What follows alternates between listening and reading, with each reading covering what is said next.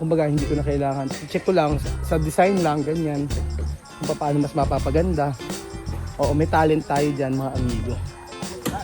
Diretso lang ang trabaho. Hoy, safe ba yung ganyan?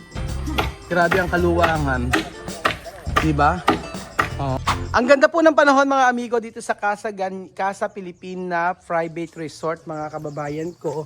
At malinis na po dito. So, kumusta po kayong lahat mga amigo? At gusto ko dyan pong ipakita sa inyo ang ganda po ng ating private resort. Kita nyo po mga amigo.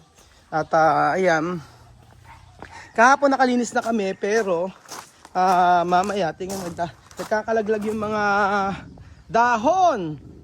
So welcome po kayo sa ating resort na kung saan ay pwede po kayong mag-check-in dito at bibigyan ko kayo ng discount mga amigo. Lalo na pag 2 days po.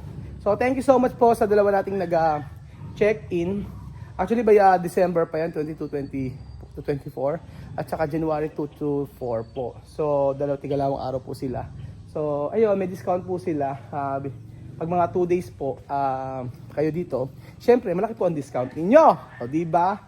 At ayan, papalinis uli namin mamaya. Maglilinis kami para po sa susunod na magche-check-in. O di ba mga amigo? Promise po, mag-enjoy po kayo dito.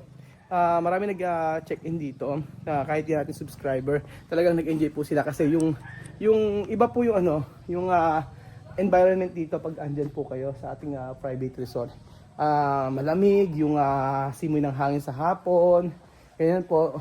Tapos pagpasok niyo po sa may, pakita ko muna, i-flex ko muna saglit para naman na at least ma-promote po natin ang Casa Guiñana Private Resort. Ayun nga po, sabi ko sa inyo, ayan po, kita nyo po.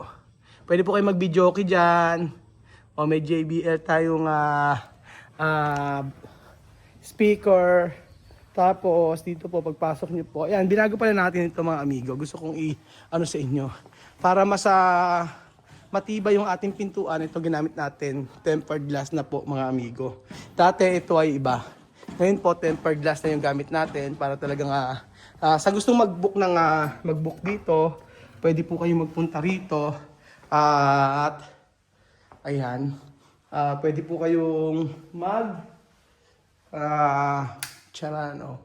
O diba, may dalawang room sa taas mga amigo. Ayan, may refrigerator na rin po mga kababayan ko. At ayan, diba, ang ganda po ng ating private resort. At meron din pong room dito. So sa mga gustong may isang room dito mga kababayan ko, ayan po. Maganda rin yung room natin dito mga amigo. Ayan po. Charan! Hindi pa lang nailalagay ng mga beddings. So, ano pang inaantay ninyo mga amigo? Mag-book na po kayo sa ating Casa Guiñana Private Resort. At message lang po ako for more info para po pagpabook po kayo dito. So, sa ngayong December, January hanggang next year, meron na po mga nakabook sa atin. Ganun po mga kababayan ko. At syempre, ayan na po, gusto kong yung ito naman, pakita natin yung Casa naman. Para naman promote natin kahit papaano. So thank you so much po sa lahat ng mga nag-check-in sa mga ilang araw po na nandito tayo. Tsaka yan, pwede kayo mamitas ng kalamansi. Babayaran nyo nga lang po mga kababayan ko. And then, ayan po. Napakaganda po ng ating si Kuya Belgium. O, di ba? Ang ganda ng ating resort, mga amigo. At syempre, dahil mainit, magpapayong po tayo. O, ayan. Yan nyo po mga amigo. Yan po. So, and then mga kababayan ko, gusto ko po ipakita sa inyo natapos ngayong mula kahapon po sa ating dream house.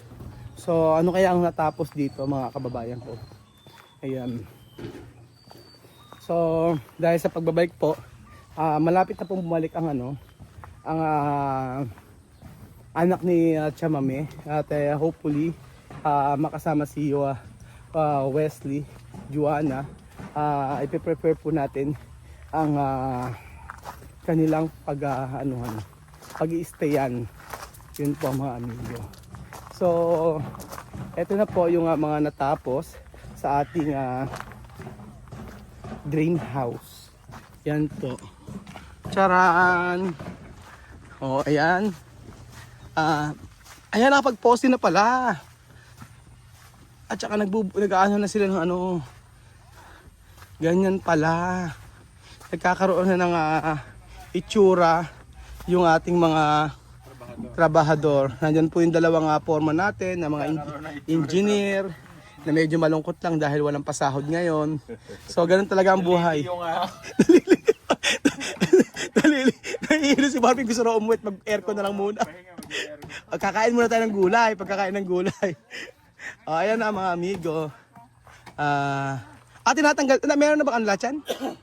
Yung airport na natin, bagong kabit. Ilan yung wala na lang? Yun na lang, tumayari lahat na. Ayan. May mga poste na po mga amigo. Ayan. Ayan. Ayan. Ewan ko kung ilan na yan. Ayusin mo, mahulog ako. Ha? Mag-ingat. Hoy, baka mabali yan. Pagpatawan mo dyan. Doblehin mo para hindi. Doble mo, pagpatawan. Wala tayong Tapos po diretso lang ang trabaho. Hoy, safe ba yung ganyan? Dalawa naman pala. Okay, dalawa. Safe yan. Pero dapat talian. Ayan po, may mga poste na mga amigo. Kasi hindi naman tayo makapag-simula dito, makapag-flooring, gawa ng wala pa naman tambak. So, paunti-unti yung tambak. Gawa ng medyo malayo po yung malayo po yung pinagkukuhanan nila ng tambak. Ayan po. Pero may mga poste na, di ba? Kitang-kita na natin. At ako naniniwala naman ako sa kakayahan ni Marvin tsaka ni Ninong. Opo, sa dami nilang nagawa na bahay, sa dami nilang nagawa na kumbaga hindi ko na kailangan. Check ko lang sa design lang ganyan kung paano mas mapapaganda. Oo, may talent tayo diyan mga amigo. Pero tuwid na doon ang tuwid naman siya. May mga hulog kasi yan. Ganyan siya. Ang luwang. Ito may dalawang poste na yan, yung kulang na lang na yan. Ano yan kasi mga amigo? Diyan nalagay yung pintuan. Kaya naglagay ng poste. Yan, yung dalawa na yan, yung hawak yung ginagawa ni kuya na yan. Ganyan po. Pero luwang. Grabe ang kaluwangan. Diba? Oo. Safe ba yan? Dapat may ewan. Dapat sa bagay siguro Ninong, safe ba yan? Ba't ganyan Sa bagay baka safe naman yung mga yung sa bata na yan. Double, nakadalawa naman daw po kaya okay naman. Okay naman daw po, sabi ni Kuya Marvin tsaka ni Nino. Loko. Joke lang yun.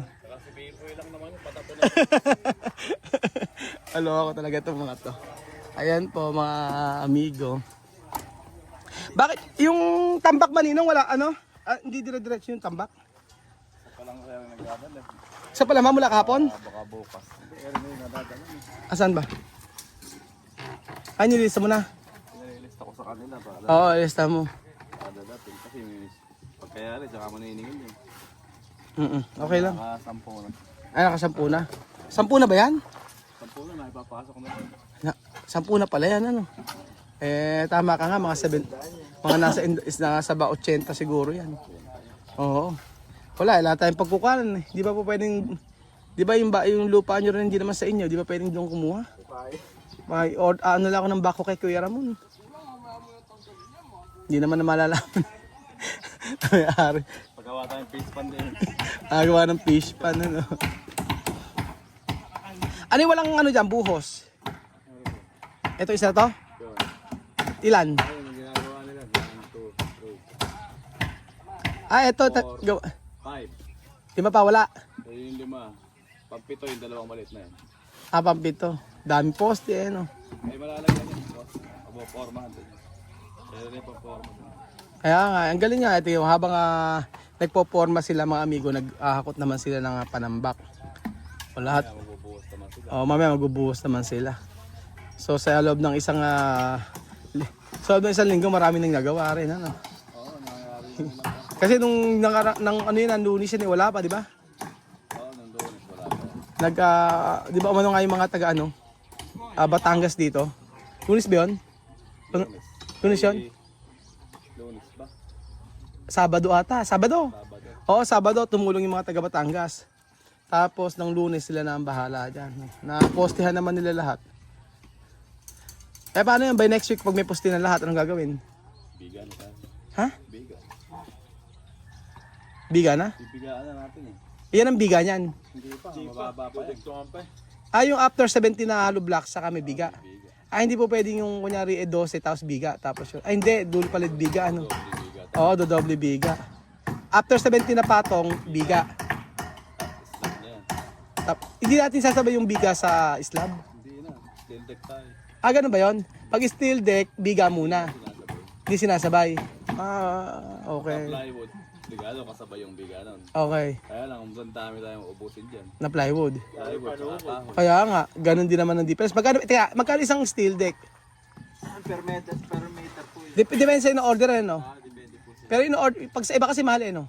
Yung may kinukuha ng po tayo, naka-direct po yun. Naka-direct. Po, kaysa po doon, pag kasi pa sa mga hardware ka na kumuha, may patong. May patong na, oo nga. Doon po sa planta, Ah. direct na po yun.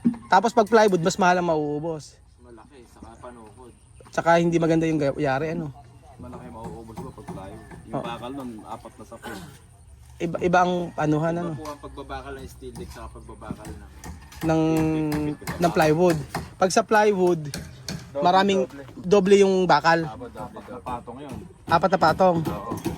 Tapos yung steel deck po, double lang. teka, yung ginawa natin sa sa Laur tsaka sa may Batangas, di ba nagbuhos tayo? Same po yun. Same yon. Tapos may narinig ako, meron ako nabasa sabing ganun tinipid daw. Tinipid sa bakal. Hindi po, may kala po kasi nila lahat ng pagbabakal pare-parehas. Pagdating po sa steel deck, iba yung pagbabakal. Pagdating po sa plywood, iba yung pagbabakal. Nakaprograma sa steel. May program po. Hindi po, kung mo yung iba nang nakita, madalang. Madalang. Hindi nila alam yun talaga yung standard. Hindi po, may program talaga doon. Hindi po. May, Steel deck kasi yun sir, pinakabakal niya na yun. oo. Magdadagdag ka na lang. Kaya mas advisable yung steel deck. Kailan naman nauso yung steel deck? Medyo matagal na rin. Matagal na rin. Kaya 5 years na siguro. Mga 5 years lang. Pero dating ginagawa mo ninong mga plywood dati. Puro plywood. Oo. Kaya lang magastos talaga, ano? magastos. Kasi po yung plywood ay lahat na yan. Kung patapala mo ng plywood sa ilalim, baka yung mga sandang plywood ay kumubos ka dyan. May mahal ng plywood, ano? Tapos po, plus yung kahoy pang panukod. Kasi po yung panukod na kahoy, compare mo sa steel deck, doble. Doble. Kung naka-100 panukod na steel deck, 200 ang kahoy. Okay. Kasi mas malakas ang kapit ng steel deck. Hindi mo kaya niya rin maghapon na rin. Hindi mo kaya rin latagan. Mas Kasabay yung mabilis ang biga. steel deck. Tapos nga po doon, mas matigas ang steel Kaya nga, kasi napansin ko, di ba, pa nagbubuhos tayo, kagaya yung sa may Laor natin. Natapos tayo, ang oras? Alas 2 ba? Apo. Alas 2, pero ang luwang nun, di ba? Oo.